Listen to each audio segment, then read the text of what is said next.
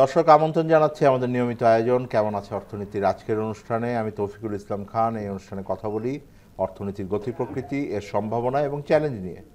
দর্শক, আজকে আমরা আলোচনা করব বাংলাদেশে নগদ টাকাবিহীন একটা অর্থনীতি গড়ে তোলা সম্ভব কিনা, কিভাবে এই অর্থনীতি গড়ে তোলা যায় এবং সেই অর্থনীতি গড়ে তুলতে কী লাভ হবে এবং সার্বিকভাবে এটার ক্ষেত্রে কী কী বাধা আছে, আমাদের কী করা উচিত। সুতরাং এই বিষয়ে আলোচনা করব। সেই আলোচনা করবার জন্য আমার স্টুডিওতে দুজন অতিথি আছেন আমার সাথে আছেন মাহতাবউদ্দিন আহমেদ। তিনি president Bangladesh institute of cost management institute বাংলাদেশের। একই সাথে আমার সাথে আছেন মোহাম্মদ আরফান আলী। তিনি বাংলাদেশের অন্যতম প্রধান ব্যাংকার হিসেবে আমরা দীর্ঘদিন চিনেছি, বর্তমানে চেয়ারম্যান জয়তুন বিজনেস সলিউশনের।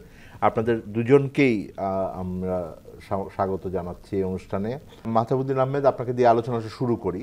অনেক দেশে এটা রাজনৈতিক একটা স্লোগানও যে ক্যাশলেস সোসাইটি, নগদ টাকার ব্যবহার কমিয়ে ফেলতে হবে।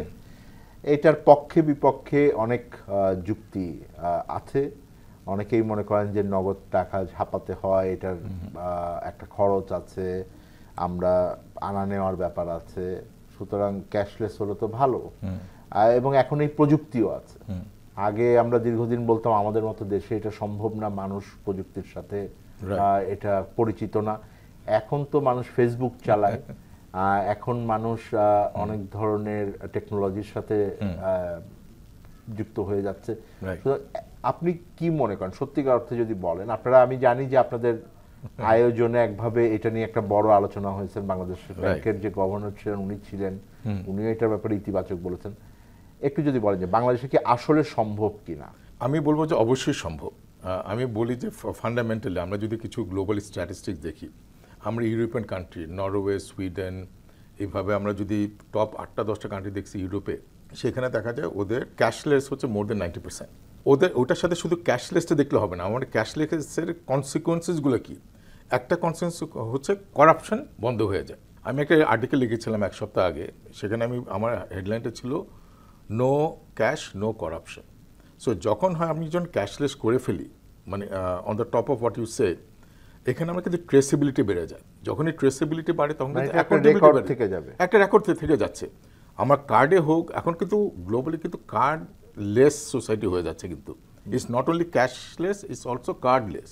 মানে একটা ক্রেডিট কার্ডের দরকার। এই যে আমরা আলিপের কথা বলি, যদি গুগল পের কথা বলি, স্যামসাং পের কথা বলি, even you talk Apple pay এবং অন্যান্য ক্রেডিট কার্ডগুলো virtually you can store in your mobile. So আমার কিন্তু ক্যাশ এবং ক্রেডিট দুইটাকে আমাকে কিন্তু গেট রিড অফ করতে হবে। করলে আমরা যেটা একটা উপহার দিতে পারবো আমাদের দেশকে, একটা অনেস্ট একটা সোসাইটি আমরা উপহার দিতে পারবো। সো আমার কাছে মনে হয় যদি আমরা ক্যাশলেস শুধু ইন্ডিপেন্ডেন্টলি চিন্তা করি, it doesn't look so exciting.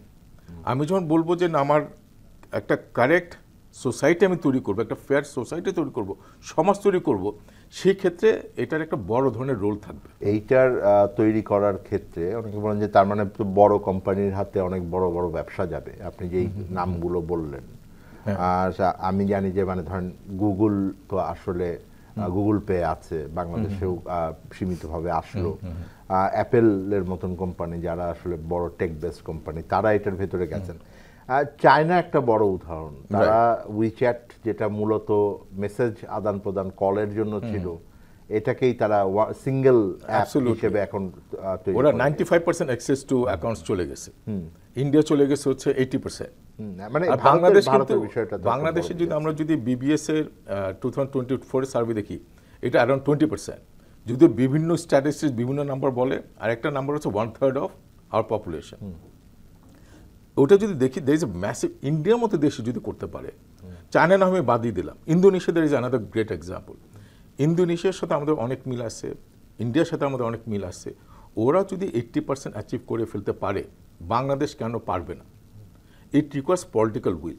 এখন কি হচ্ছে, আমি একটা গ্রুপ অফ সোসাইটি, যেটা হচ্ছে আমাদের গ্রামে গঞ্জে বা গরিব যারা, তারা ব্যাংকিং সিস্টেমের উপর সামহাও তারা বুঝে না, ওখানে রাখতে চায় না। ওটা লুঙ্গির ভিতরে পাচায় রাখে, বালিশের নিচে রাখে, অথবা যে ধানের ঘের থাকে ওটার পিছনে কোথাও লুকায় রাখে টাকা। আমি এই বিষয়ে আপনার বলবো, কারণ একটা এইটার আমি কতগুলো যদি জায়গা বলি, একটা তো মানে এটা করার কি বেনিফিট আছে, এটার একটা টেকনোলজিক্যাল জায়গা আছে, একটা বড় জায়গা তো অ্যাওয়ারনেসের, না? বাংলাদেশের মানুষ ব্যাংকিং খাতের উপরে নির্ভরশীলতা বাড়বে, এটা আমরা সবসময় চেয়েছিলাম।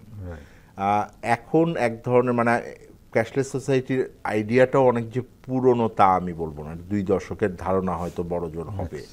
এবং সত্যিকার অর্থে গত 1 দশকে যেই ধরনের প্রযুক্তি এসছে তারপরে এটার বিস্তার অনেক এসছে। আপনার জন্য বলছি যে বাংলাদেশে এটা কি মানুষের অভ্যস্ততার বিষয় আছে যে আমরা আমাদের এক্সপোজার নাই? উনি আমি জানি যে মাহতাব ভাই অনেক বড় সমর্থক এটার, তো ফলে উনি বিভিন্ন দেশের বলছেন, ইউরোপের দেশ দিয়ে শুরু করেছেন, কিন্তু ভারতের মতো দেশও করেছে বা চায়না করেছে।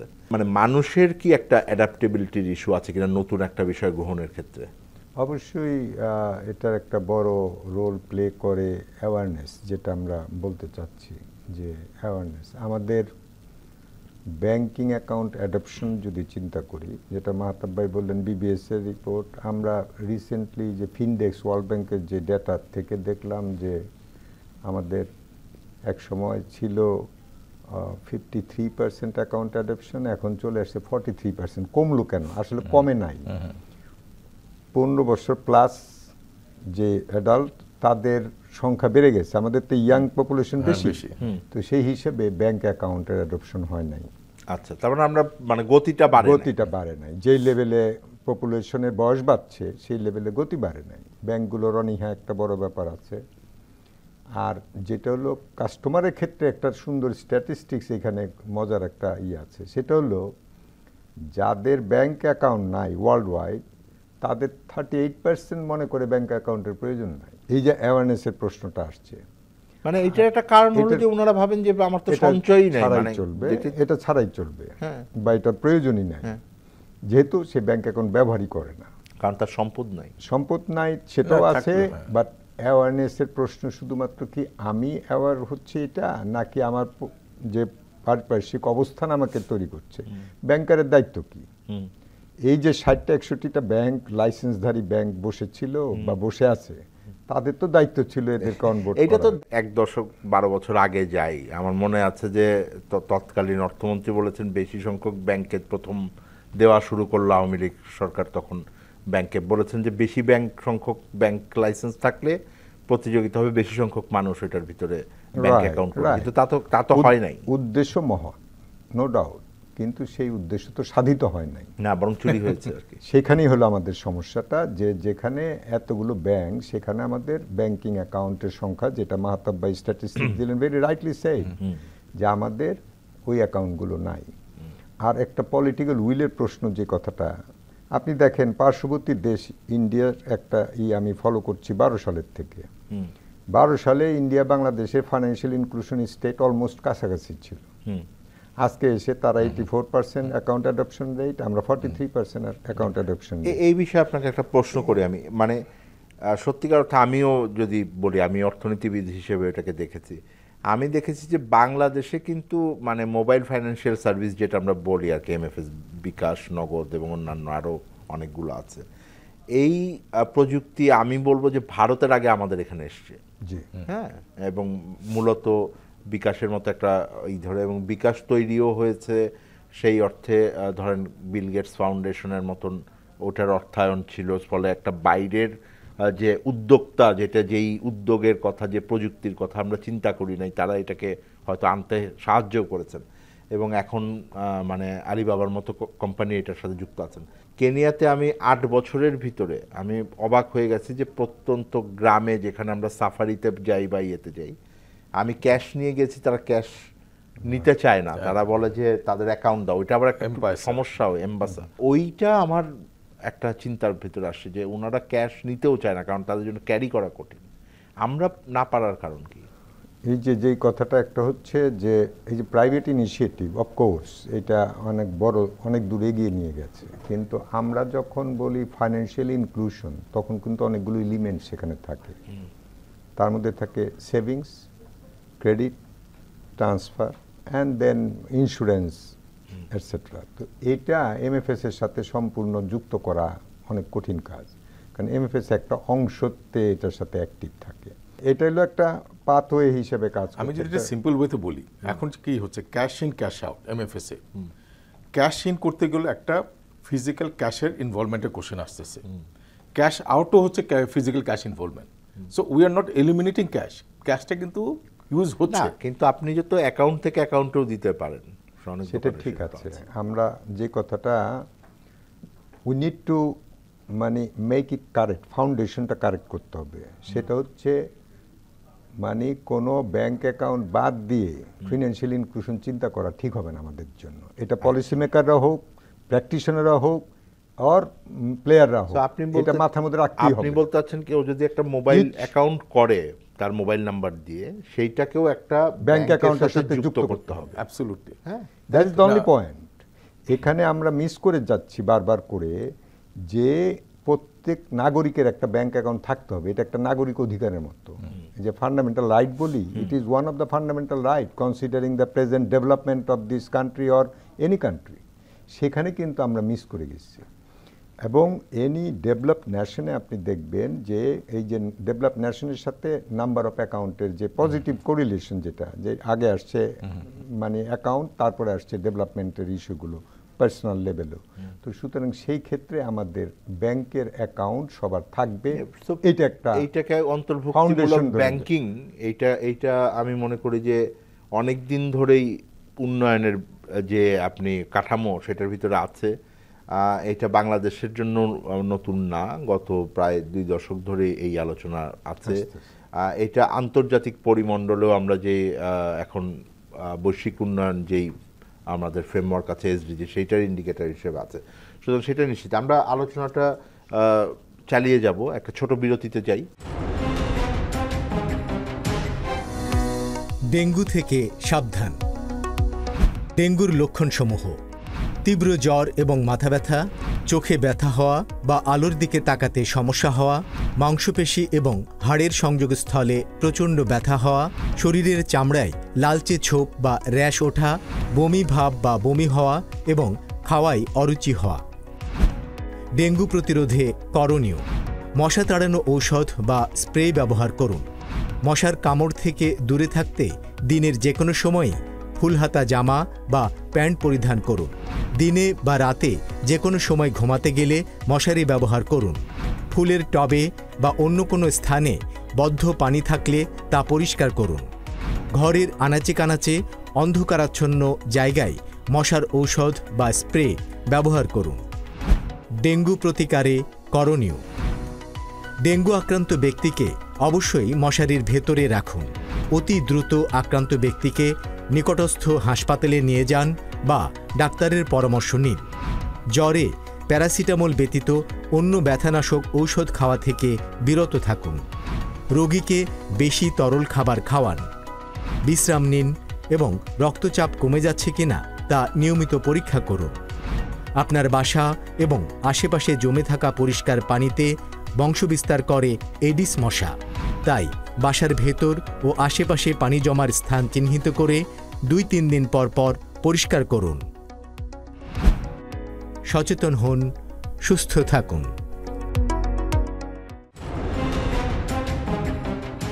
আপনি বলছেন যে একটা ব্যাংক অ্যাকাউন্ট তো থাকতে হবে, এটা অধিকারের প্রশ্ন আছে।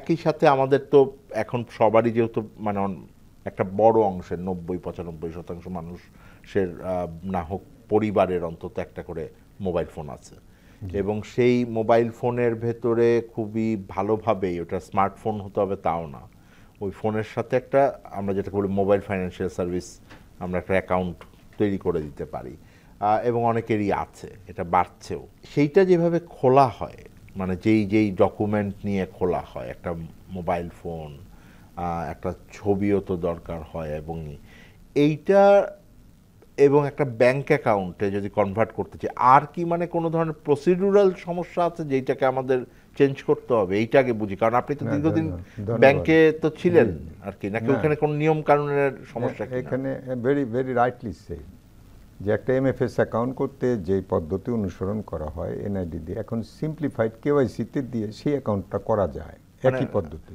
তো আমার তো মোবাইল ফোন নাম্বারের মানেই তো এখন একটা আছে, এনআইডি আছে। এনআইডি, ওই এনআইডিটা দিলে পরে ওটা করা সম্ভব, এবং সেন্ট্রাল ব্যাংকের একটা সার্কুলারও আছে সেই ব্যাপারে যে সিম্পলিফাইড কেওয়াইসি। এখন এমএফএস এর ট্রানজেকশনে কিন্তু লিমিট আছে, খেয়াল করেন, যেটা 50,000 টাকা যদি ট্রানজেকশন হয় দৈনিক দৈনিক, দৈনিক মাসে 2.5 লাখ টাকার সর্বোচ্চ লেনদেন সীমা এটসেট্রা। তা আমরা যদি এটাও ফলো করি এবং ব্যাংকে যদি ওপেন করে দিই যে ব্যাংকগুলো ঠিক আছে 50,000 টাকা করে ব্যাংকের কাস্টমার করবে, অ্যাকাউন্টে ট্রানজেকশন করবে, সিম্পলিফাইড কেওয়াইসিতে 1 লাখ টাকা পর্যন্ত তারা করতে পারে, সেখানে কিন্তু এটা সম্ভব, এই অ্যাকাউন্ট অ্যাডপশনটা সম্ভব। চ্যালেঞ্জটা কি? চ্যালেঞ্জটা হচ্ছে মানে জাস্ট ইচ্ছা একটা হলো যে আপনি যে কথা আমরা বিভিন্ন জায়গায় বলছি সেখানে মাহতাব ভাই একটু টাচ করে গেছে, রাজনৈতিক সদিচ্ছা বলে একটা কথা আছে, সেটা কিন্তু বড় একটা ড্রাইভার। আমরা যতই বলতে থাকি, চায়নাতে হোক ইন্ডিয়াতে হোক, এই যে রিসেন্টলি ব্রাজিলে দেখছি যে রেভলিউশন, এই পৃথিবীতে এখন যত পেমেন্ট সিস্টেম আছে এই 3টা দেশকে এখন তারা টপ নিয়ে আসছে এবং ট্রানজেকশনের ভলিউমে। তার অর্থ কি? এটা তো শুধু ইন্ডিভিজুয়াল প্লেয়ার করে নাই, এগুলো করেছে গভর্নমেন্টের ইনফ্রাস্ট্রাকচারে সাহায্য করেছে, গভর্নমেন্ট ইনসেন্টিভ। একটা আমি আপনাকে প্রশ্ন করি, মানে যেটা যদি ব্যাংক ভিত্তিকভাবে অনেক এমএফএস তৈরি হয়েছে, হ্যাঁ, মোবাইল সার্ভিস তৈরি হয়েছে, কিন্তু সেইগুলো অত পপুলার হয়নি আমার হিসাবে। আমি যদি স্ট্যাটিস্টিক্স দেখি, হ্যাঁ, সেইগুলো কিন্তু অনেক ব্যাংক চেষ্টা করেছেন তাদের নিজেদের আলাদা আলাদা সার্ভিস করতে, কিন্তু আমাদের যারা যে কোম্পানিগুলো সবচেয়ে বড় যে দুটো কোম্পানি আছে তারা ওই সেই অর্থে ডাইরেক্টলি কোনো ব্যাংকের সাথে যুক্ত না, মানে ওটা কোনো ব্যাংকের সার্ভিস না, আমরা ঘুরিয়ে আনতে পারি। কিন্তু এইটা কি একটা কারণ যে ওনাদের ওই মানে এটা তো সরকারকে বললেন আপনি একটা, বা রাজনৈতিক ইচ্ছার কথা বললেন, বিজনেসের কি কোনো মানে মাইন্ডসেটের ইস্যু আছে যে ওনারা ওই কন্ট্রোলটা ছাড়তে চাচ্ছেন না, এটাকে আবার ব্যাংকে নেবেন, এটা কোনো মানে কি ওনাদের আশ্বস্ত করবেন যেহেতু আপনি এখন বোথ সাইডেই আছেন আর কি? বিজনেসের ক্ষেত্রে যেটা হয় যে এই ব্যাংকের থেকে যারা ডিজিটাল করতে গেছে অধিকাংশ ফেইলুরে রূপান্তরিত হয়েছে, বিকজ ওই যে লিগ্যাসি যেই চিন্তা, এখানে লিগ্যাসি আমি বলবো চিন্তাটাও লিগ্যাসি, মানে তারা মুভ ফরওয়ার্ড করতে পারেনি, আরেকটা সেগমেন্ট করতে পারেনি। কিন্তু এটার মধ্যে ফিনটেক হিসেবে আমরা ওই এমএফএস কে একটা ফিনটেকের অংশ হিসেবে মনে করছি, যে মানে তাদের এজিলিটি এবং তার একমাত্র বিজনেস হিসেবে আর্থিক প্রযুক্তি, আমি ফিনটেকের একটা বাংলা করার চেষ্টা করলাম, হ্যাঁ, একমাত্র বিজনেস সেই হিসেবে কিন্তু এরা এগিয়ে গেছে এবং সাকসেসফুল হয়েছে। এটা একটা বিরাট রকমের মানে লিপফ্রগ বলবো আমরা, যে যেখানে লোকজনের ব্যাংক অ্যাকাউন্ট নাই বাট তারা মোবাইল অ্যাকাউন্ট ইউজ করে ট্রানজেকশন করতে এক ধরনের ব্যাংক অ্যাকাউন্ট, এটা বড় রকমের অগ্রসর একটা বলবো আমরা। মাহতাবুদ্দিন আহমেদ, মানে যেই আলোচনাটা করছি আমরা সেটার ভিতরে একটা বড় বিষয় আছে, আপনি বলছিলেন যে নগদ থেকে বের হলে অনেক ধরনের সুবিধা হবে।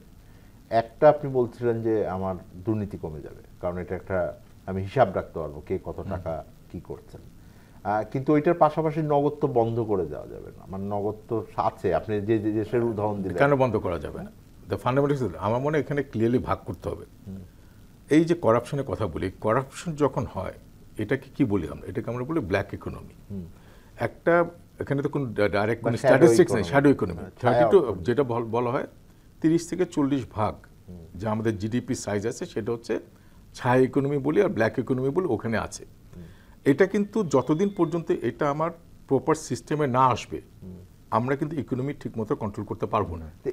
এই রেগুলেশনটা কিভাবে দিয়েছে অন্য দেশ? এটা হচ্ছে half of the populations poor people sleeping on cash, আমি যেটা বলি। আরেকটা half of the population who are owning this black money, তারা কিন্তু এটা সাথে সাথে সাইফন করে পাঠিয়ে দিচ্ছে, দেশের বাইরে পাঠিয়ে দিচ্ছে। আপনি এটা কিভাবে বন্ধ করতে পারবেন?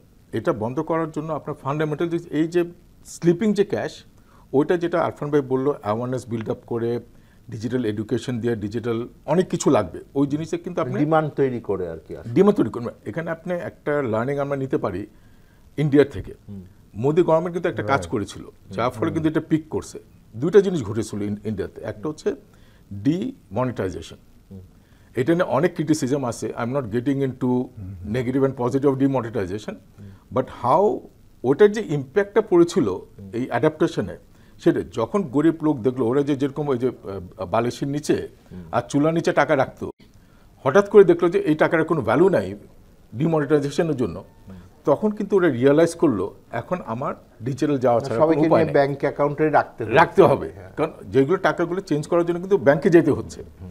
That was a big shock to the population and that was one of the big driver. ওইটা ছিল ইন্ডিয়ার একটা বড় ফ্যাক্টর। সেকেন্ড বড় ফ্যাক্টর ছিল ওদের কানেক্টিভিটি। যখন রিলায়েন্স ওরা টেলিকম নিয়ে আসে, যেটা আমরা জিও বলি, ওরা এসে কিন্তু একটা বড় ধরনের রেভলিউশনারি চেঞ্জ করছিল। ওরা আসলে একমাত্র একটা নেটওয়ার্ক দিয়ে 4G, and they made device almost free. 1500 টাকাতে ডিভাইস পাওয়া যাবে, এবং if you use it for 3 years it is also free.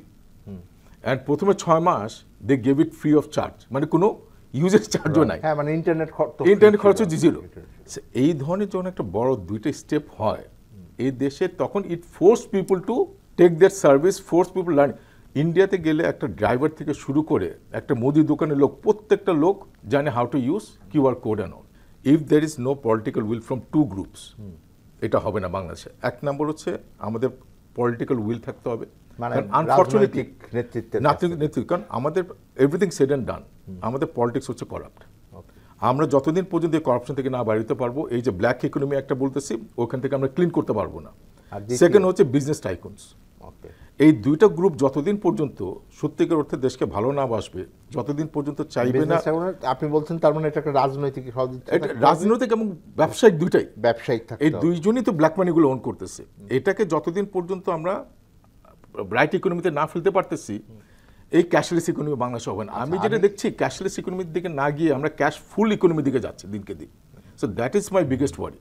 আমরা যদিও স্লোগানটা তুলছি, কিন্তু আসলে পলিসি মেকাররা।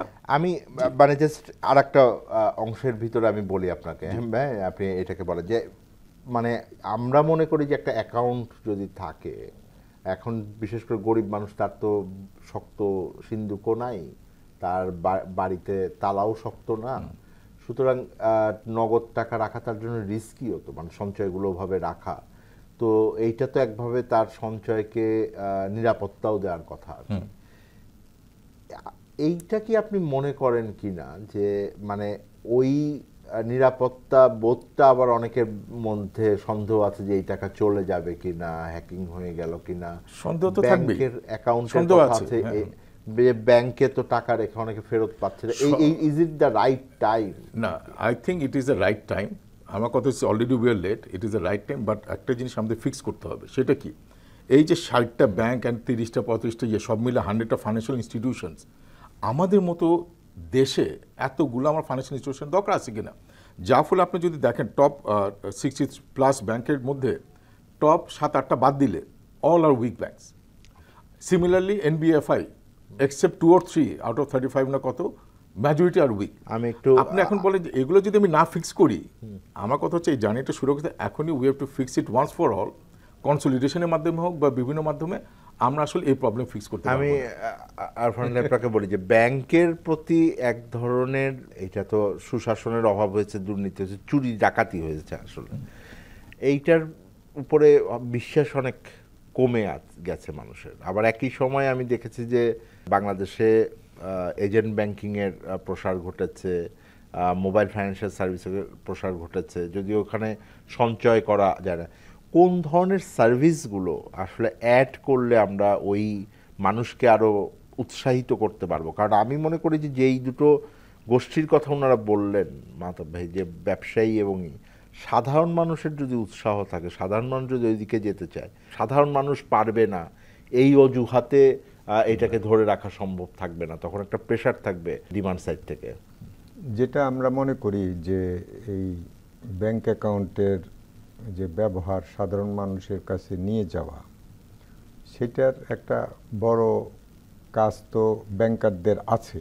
ব্যাংকাররা আমরা করতে পারছি, তারা ক্রেডিট নিচ্ছে, তারা অ্যাকাউন্টটা ব্যবহার করছে, তারা এই চাচ্ছে যে অ্যাকাউন্টটা হোক। বাংলাদেশ ব্যাংক থেকে কয়েকবারই বলা হয়েছে যে আপনার আমানত সুরক্ষিত থাকবে, government is giving a guarantee for that one, sovereign guarantee. So এটা কিন্তু স্ট্যাবিলিটির জন্য একটা বড় রকমের অ্যাসুরেন্স। কিন্তু অনেকে বলছেন যে আমি টাকা গেলে নিতে পারছি না, এটা তো সময় লাগবে, একটুই লাগবে, এত বড় 5,000 টাকার বেশি তুলতে পারছে না, গ্যাপ একটা বড় গ্যাপ হয়েছে এটার জন্য। কিন্তু বাংলাদেশ ব্যাংক কিন্তু একটা বিরাট ভূমিকা পালন করেছে এখানে স্ট্যাবিলিটিটা করার জন্য। কনফিডেন্সটা ফেরত আনার জন্য। এছাড়াও তো ব্যাংকিংয়ের যেই আমাদের এই পর্যন্ত যেই হয়েছে, মানে কাস্টমার ডিপোজিট লস করেছে, এই ধরনের ইভেন্ট আমাদের কম, টু বি অনেস্ট। কারণ কোনো ব্যাংকে ফল করতে দেওয়া হয় না। হয়তোবা আর্লি স্টেজে দুই একটা ব্যাংক যদি ফল করতো, দ্যাট উড স্ট্রেনথেন দিস পজিশন, আজকে বরং আরো শক্ত হইতো, ক্ষতিটা কম হইতো।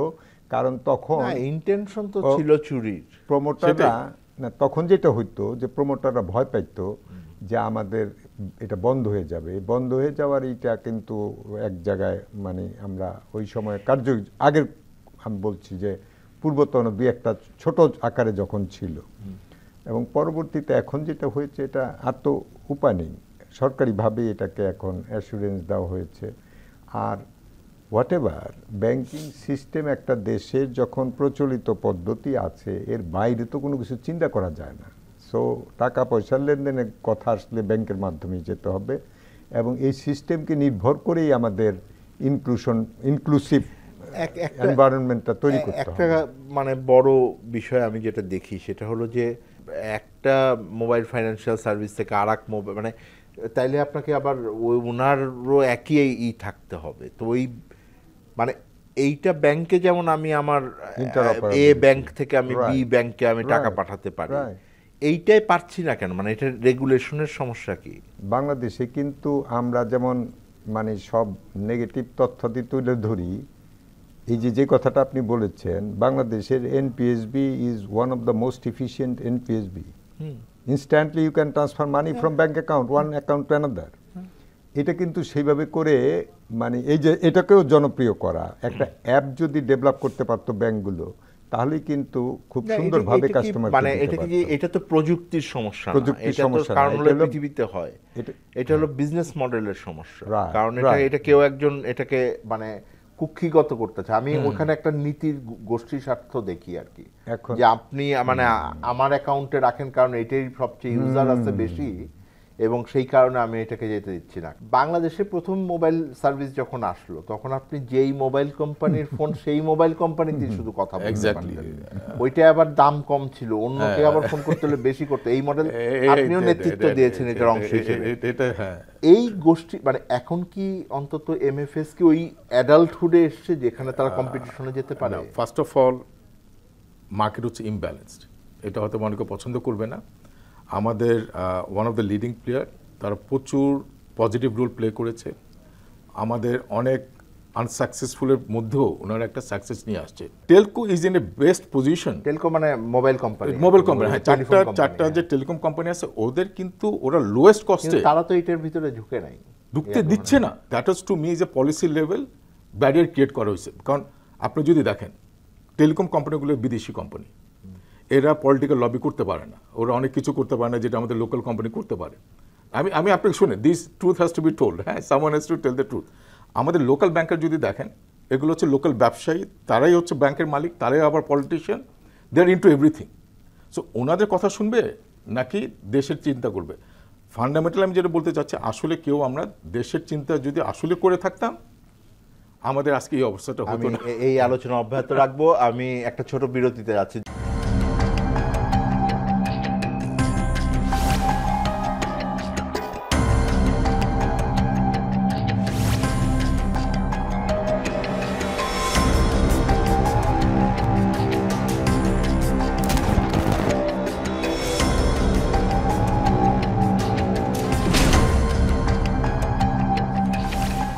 বিশেষ টকশো ফ্যাসিবাদের দিনলিপি দেখবেন প্রতি রবি থেকে বৃহস্পতিবার সন্ধে ৬টা ৩০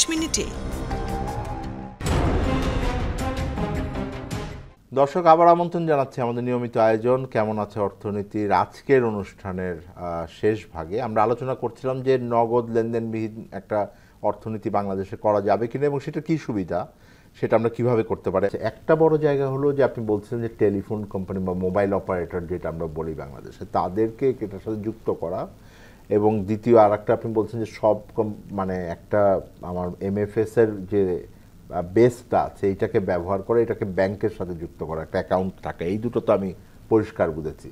আপনারা মনে করেন যে দক্ষতাটা দরকার প্রযুক্তিগত, সেটা বাংলাদেশের মানুষ হয় আছে, না এটা তৈরি করে ফেলতে পারবে, এটা অসুবিধা নাই। সরকারি পর্যায়ে থেকে এটাকে বিস্তৃত করার জন্য অনেক ধরনের আমি বলবো যে উদ্যোগ আছে, কারণ সামাজিক নিরাপত্তার একটা বড় অংশ এখন যাচ্ছে মোবাইল ফাইন্যান্সিয়াল সার্ভিসের মাধ্যমে, এবং পুরোটাই নিয়ে যাওয়ার এখন পরিকল্পনা আছে। ফলে আমার সেই যেই বড় আমার এক ধরনের পুশ দরকার বাইরে থেকে নীতিগত, সেইটাও আছে। যে জায়গাটা আমি অসুবিধা দেখি সেটা হলো যে ক্যাশ ইন ক্যাশ আউটের একটা বড় সমস্যা আছে। আর একটা হলো যে প্রযুক্তিটাও ঠিক থাকতে হবে, নেটওয়ার্ক যদি না থাকে, ধরেন মোবাইলের নেটওয়ার্ক নাই, অনেক সময় আমাদের এখানে কিন্তু এখনো এরকম অনেক জায়গা আছে, তো তারা তো মনে করেন যে আমার নেটওয়ার্ক না থাকলে আমার ওই সময় পকেটে টাকাই নেই, মানে মানি ব্যাগটাই নাই, আসলে আমি ভুলে গেছি, তাই না? তো এইটাকে কিভাবে করবো, এবং মানে ক্যাশ ইন ক্যাশ আউটের হারটা কি বেশি রাখলে আমার এটা নাকি এটাকে কমায় আনা উচিত? আমি উত্তরটা অন্যভাবে দিই। প্রথম কথাটা হচ্ছে বাংলাদেশে কিন্তু এমএফএস এর charge is very high relative to India যদি আমরা কম্পেয়ার করে থাকি, কারণ ওদের ক্যাশ ইন ক্যাশ আউট আউটের চার্জ অনেক হাই ইন্ডিয়ার সাথে কম্পেয়ার করলে।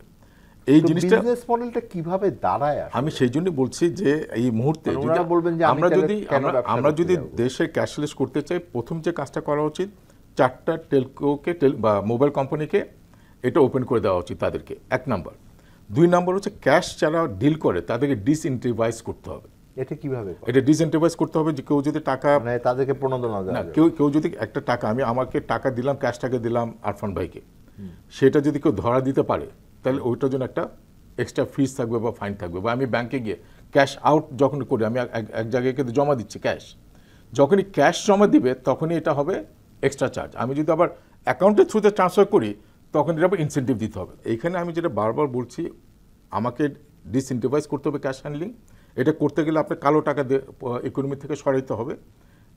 ওইটা সরানোর জন্য কালো টাকা কার কাছে আছে আমরা সবাই জানি, আপনি ওইটা সলভ করেন। তারপরে বলি ইনসেন্টিভাইজ করেন, যারা ডিজিটাল ট্রানজাকশন করবে, আরফান ভাই যেটা বলে অ্যাকাউন্ট খুলতে হবে, অ্যাকাউন্ট খুললে পরে আপনি বলেন যে এখন নতুন অ্যাকাউন্ট খুলবে তাকে ওই বছর 5,000 টাকা ট্যাক্স কম দেওয়া হবে। So there many ways you can incentivise the right behaviour and disincentivise the wrong behaviour. অভিজ্ঞতা দিয়ে বলে, আমি ওষুধ কিনতে গিয়েছি, আমাকে বলেছেন যদি নগদ টাকায় দেন তাহলে কনসেশন বেশি দিব, কার্ডে পেমেন্ট করলে কম দিব। তো ন্যাচারালি মানুষ তো ইনসেন্টিভাইজ হচ্ছে এটা নেওয়া। সো এইগুলা কি আমাদের দেশে একটু মানে অন্য দেশের চেয়ে বেশি, মানে যেই পার্সেন্টেজটা ওনারা ফি হিসেবে চার্জ করেন, এটাকে কমিয়ে আনার রাস্তা কি? আপনি আমেরিকাতে দেখেন কার্ডের চার্জ হচ্ছে 1.5% থেকে 2%, 2.5%। ইউরোপে এসে এটা হচ্ছে 1 থেকে 1.5%, ইন্ডিয়াতে এসে এটা হচ্ছে 0.5%, চায়নাতে গিয়ে কার্ড নাই, সব হলো পেমেন্ট মোবাইল ফোনে কম। আমরা লোকাল পেমেন্ট স্কিম যদি টাকা পে এটাকে পপুলার করতে পারি, তখন লোকাল পেমেন্টে কিন্তু আমরা এই খরচটা কমায় নিয়ে আসতে পারি। টাকা পে কার্ড যেটা হবে সেটা কিন্তু সস্তা হবে, যেহেতু এটা ব্যাংকের লোকাল স্কিম, ব্যাংকগুলো নিজেরা ব্যবহার করবে লোকালি, তখন আর বাইরের কাউকে পেমেন্ট দিতে হবে না। সেকেন্ড, যেটা সেন্ট্রাল ব্যাংক যেটা এখন চিন্তা করছে যে ইনসেন্টিভ দেওয়ার কথা যেটা বললেন, যে হয়েছে উল্টা, যেটা হওয়ার কথা যে নগদ দিলে বেশি চার্জ হওয়ার কথা, ডিজিটালি দিলে কম হওয়ার কথা। তো এইখানে ওই কম্পেনসেশনটা মাইট বি বাংলাদেশ ব্যাংক অন্যভাবে চিন্তা করছে, যে ট্রানজ্যাকশনে যারা ডিজিটালি ট্রানজ্যাকশন করবে তাদেরকে হয়তো ইনসেন্টিভটা ওখানে মানে পয়েন্টসের বিষয় থাকে।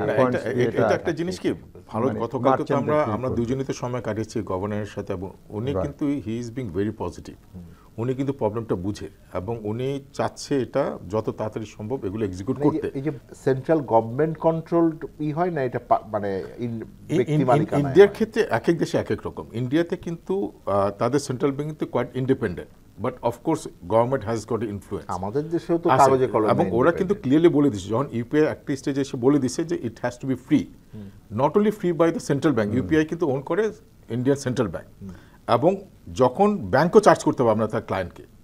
সো যখন এই ধরনের ডিক্টেট দিয়ে দেওয়া হয়, you make money in different way. মানে এইটাই যেটা আমার মনে হয় যে সবচেয়ে বড় বাংলাদেশে, আমি মনে করি যে এইটা হলো আমরা। এবং আমি অনারেবল গভর্নরকে বলেছি and he like the idea. আমি বলছি আপনি চাইলে কিন্তু পরে পয়সা বানাতে পারবেন, 5 বছর পরে you will have a big base, then you charge. হ্যাঁ, মানে আপনি যখন ট্রানজাকশনটা, আমি যেটা বুঝি যে বাংলাদেশ ব্যাংকের তো এক হলো এটা প্রফিট মেকিং অর্গানাইজেশন, কিন্তু বাংলাদেশের ধরেন লক্ষ লক্ষ কোটি টাকা যখন আপনার ট্রানজাকশন হবে, সে যদি 0.001%ও করে আর কি, তো ওনার হয়তো 500 কোটি টাকাই উনি লাভ নিল, কিন্তু এটার যে চার্জ হবে আসলে যারা বিজনেস আছে they will not feel it. আমি তো এইভাবে বুঝি যে আপনি স্কেল যত বড় করতে পারবেন, এখন যেটা সমস্যা হয়েছে এটা এমএফএস এরও সমস্যা আছে আমি মনে করি, যে আমি যদি অ্যাকাউন্ট থেকে এমএফএস এ আনি তাহলে কোনো চার্জ নাই, কিন্তু এমএফএস এর টাকা দিয়ে আমি কার্ডের বিল দিব, তখন উনি আমাকে একটা বড় অ্যামাউন্ট চার্জ করছেন। I will not feel incentivize না, যদি ওই টাকা হয়তো আমি মানে অন্য কাউকে একটা চকলেট খেয়েই কাটাই দিচ্ছি বা দিচ্ছি, কিন্তু ইটস এ হিউম্যান সাইকোলজি যে এটা কিভাবে কাজ করে আর কি, তাই না? সেন্ট্রাল ব্যাংকের পেমেন্ট সিস্টেম রিলেটিভলি চিপার। আবার আমি বলছি, বাংলাদেশের এনপিএসবি দিয়ে ট্রানজেকশনে আমাদের যেই খরচ ইজ ভেরি লো। হ্যাঁ, এটা তো আমার And instant. আলাদা কোনো কোনো খরচ নাই। So এইটার উপরেই বিল্ড করতে হবে, এইটার উপরে বিল করতে হবে। আরো যেইগুলো ইন্টারঅপারেবল বলি সাইডে যেটা গভর্নমেন্ট চাচ্ছে, বাংলাদেশ ব্যাংক ওই যেটা বললাম এবং দুই হলো আইন করে দিতে হবে যে যেই করুক, এই যে এখন যেমন ব্যাংকে করেছে যে সকল ব্যাংকে এইটাই ব্যবহার করতে হবে এবং এইটা মাস্ট করতে হবে, মানে এখন আর কোনো ব্যাংক বলতে পারবে না যে আমি আরেক ব্যাংকে টাকা দিব না। Exactly, right.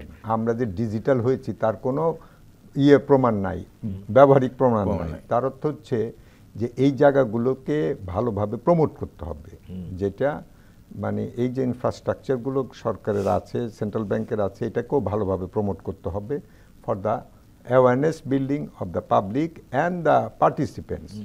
এবং এখানে যে ফিনটেকের, যেটা মাহতাব ভাই বললেন, যে ফিনটেক প্লেয়ারদের একটা বড় রকমের ভূমিকা আছে। যে এজিলিটি নিয়ে ফিনটেক কাজ করতে পারে সেটা একটা বড় ব্যাংক করতে পারে না। সুতরাং ফিনটেক অ্যান্ড ব্যাংক পার্টনারশিপে এই পেমেন্ট ইকোসিস্টেমটা বড় আকার একটা নিতে পারবে। পেমেন্ট সিস্টেমটা আমি যেটা বুঝি যে বাংলাদেশের কেন্দ্রীয় ব্যাংকের নেতৃত্ব নিয়ে এটাকে রোডের ভিতরে নিয়ে আসতে হবে, ম্যান্ডেটরি করতে হবে, এটা ভলান্টারি রাখা যাবে না। আমার আলোচনা আজকে শেষ করতে হচ্ছে, আপনাদের দুজনকেই ধন্যবাদ। দর্শক, আজকে আলোচনা শেষ করছি। আমরা এই অনুষ্ঠানে বিভিন্ন যেসব বিষয় নিয়ে কথা বলি তার সামনের দিনের বাংলাদেশকে যেভাবে আমরা দেখতে চাই সেই বিষয়গুলোকে উঠে আনি।